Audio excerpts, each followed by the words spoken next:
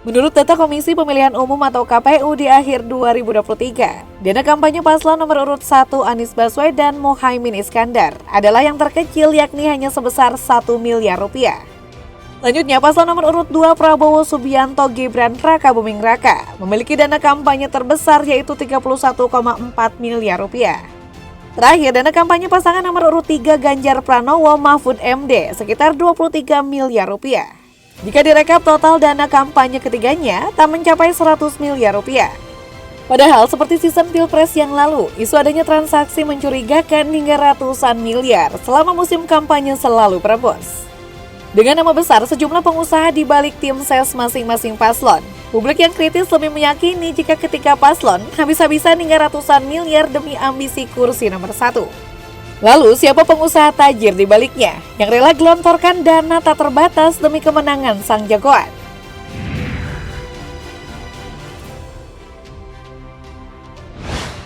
Timnas Anies Muhaimin. Surya Paloh adalah sosok konglomerat nomor wahid yang berada di garis depan pemenangan Anies Muhaimin. Ketua Umum Partai Nasdem ini merupakan pemilik dari media grup yang terdiri atas Metro TV, Hagna TV, serta Harian Media Indonesia. Media Group juga memiliki anak perusahaan dalam bidang bisnis makanan, antara lain PT Dunia Daging Food Industries, PT Pangansari Utama Food Industry, PT Pangansari Utama Food Distribution, dan PT Pangansari Utama Pastisserie. Selain itu, Surya Paloh juga memiliki sejumlah bisnis penginapan dan pertambangan.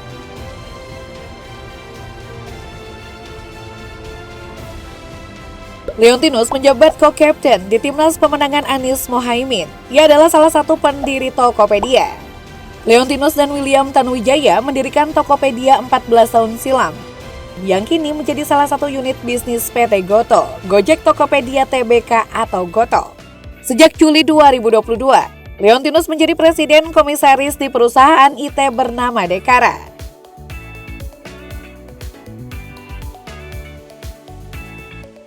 Thomas Rikasi Lembong didapuk sebagai co-captain timnas Amin. Ia adalah pengusaha kakap yang sempat menjadi Menteri Perdagangan pada 2015-2016, serta Kepala BKPM 2016-2019.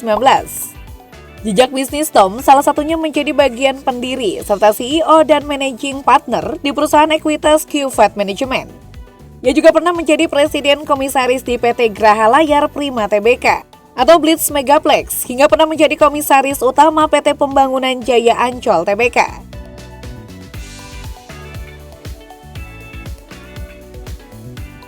Gede merupakan bendahara timnas Amin. Dia dikenal sebagai pengusaha teras Surabaya yang berasal dari Bali.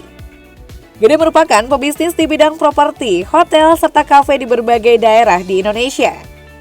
Gede Widiade juga bergelut di industri sepak bola Indonesia. Gede misalnya pernah menjadi petinggi klub Bayangkara FC hingga Persija Jakarta.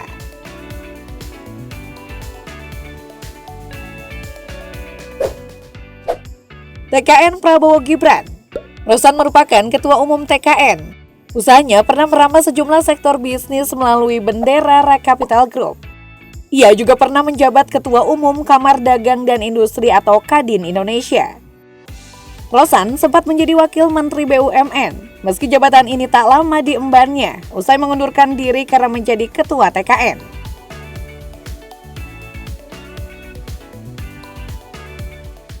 Abu Rizal Bakri merupakan pengusaha dan politisi senior Golkar. Ia juga pernah menjadi Menteri Koordinator Bidang Perekonomian hingga Menko Kesra era Presiden Susilo Bambang Yudhoyono. Sejumlah perusahaan yang dimilikinya antara lain PT Bakri and Brothers Tbk, PT Bumi Research Tbk, PT Bakri Sumatera Plantation Tbk, PT Bakri Land Development Tbk ataupun PT Visa Media Asia, dan banyak lagi.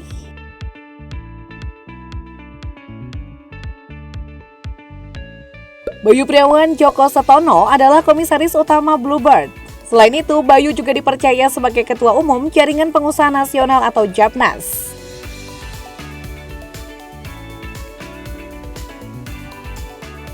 Adik kandung Prabowo Subianto ini adalah pemilik Arsari Group. Perusahaan ini bergerak di sektor pertambangan, bioetanol, hingga perkebunan karet. Di TKN, ia menjabat sebagai Wakil Ketua Pengarah.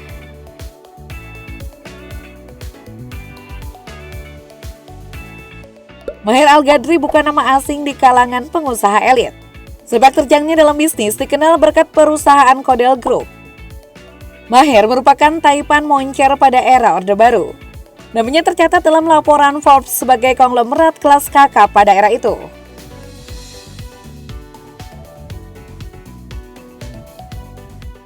Erwin Aksa adalah anak dari politisi dan pengusaha Aksa Mahmud, pendiri Posowa Group. Keponakan Yusuf Kala ini didapuk sebagai Wakil Ketua Koordinator Strategis TKN. Ia kini menjabat sebagai Komisaris Utama Posowa Group.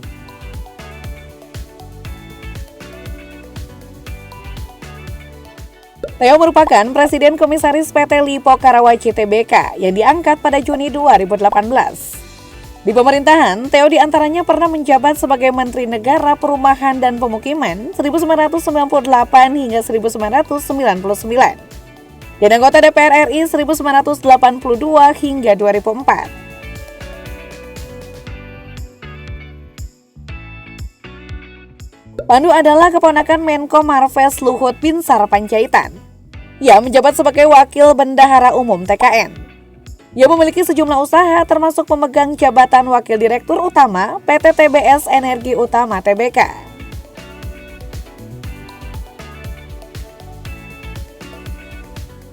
Putri Kuswisnu adalah generasi kedua perusahaan kosmetik PT Mustika Ratu Tbk. Ia kini didaulat sebagai anggota Dewan Penasehat Tim Pemenangan Capres-Cawapres Koalisi Indonesia Maju. Di pemerintahan, ia turut berkiprah sebagai anggota Dewan Pertimbangan Presiden Joko Widodo periode 2019-2024. TPN Ganjar Mahfud. Pria yang akrab disapa HT ini dikenal sebagai Raja Media. Di bawah MNC Group, Ketua Umum dan pendiri Partai Perindo ini mengelola sejumlah televisi, RCTI, MNC, CTV, iNews, juga radio dan media online. Dia juga mengelola bisnis TV berbayar di bawah PT MNC Vision Network Tbk atau IPTV. Selain itu, Haritanu Sudibyo juga punya bisnis keuangan dan pertambangan.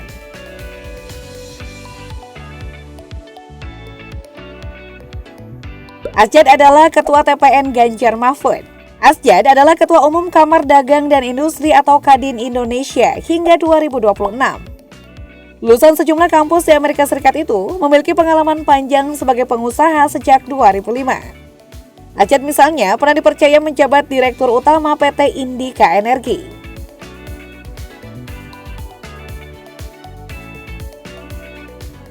Sandiaga Uno merupakan Menteri Pariwisata dan Ekonomi Kreatif atau Menparekrif di Kabinet Indonesia Maju.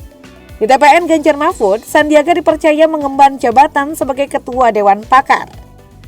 Sejumlah perusahaan di bidang investasi dan energi yang dimiliki oleh mantan Cawapres Prabowo Subianto ini antara lain PT Saratoga Investama Sadaya Tbk, PT Mitra Pinastika Mustika Tbk, PT Providen Agro Tbk, PT Adaro Energi Tbk, PT Medco Power Indonesia, hingga PT Power Bersama Infrastruktur Tbk.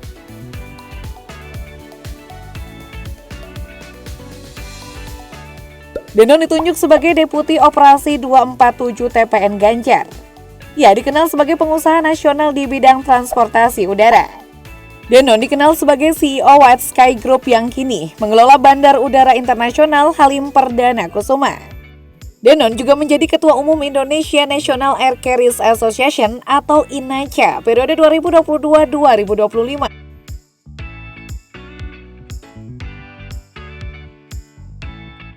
Sosok Happy Hapsoro dikenal sebagai suami dari Ketua DPR RI dari Partai Demokrasi Indonesia Perjuangan atau PDIP Puan Maharani. Happy merupakan seorang pebisnis dan memiliki beberapa perusahaan yang tercatat di BEI, yaitu PT Rukun Raharja Tbk, PT Red Planet Indonesia Tbk, PT Sanur Hasta Mitra Tbk, dan PT Fortune Indonesia Tbk.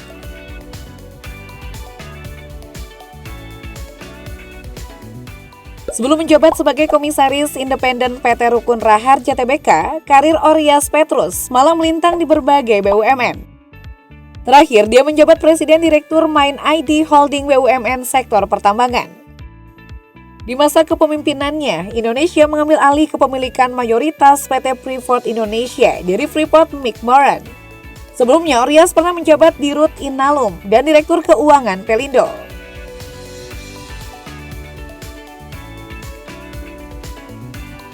Heru menjabat sebagai Sekretaris Eksekutif TPN Ganjar. Nama Heru kondang sebagai pengusaha di bidang jasa konstruksi. Dia dikenal berpengalaman lebih dari 25 tahun memimpin koperasi multinasional dan perusahaan nasional di bidang investasi dan pengembangan usaha.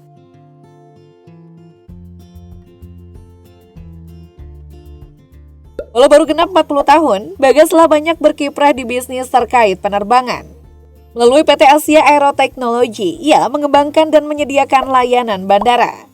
Pria kelahiran Magetan pada 1984 itu juga mengelola bisnis drone operator hingga desain aplikasinya.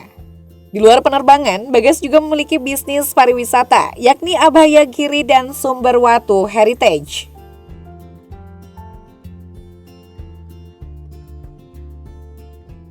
Regi merupakan pengusaha yang banyak berbisnis di startup teknologi. Ia dikenal sebagai co-founder sekaligus CEO Hara Token, serta co-founder dan CEO Databot 2015 hingga sekarang. Sebelumnya, dia juga menjabat Asia Pacific Regional Director DuPont 2007 hingga 2010.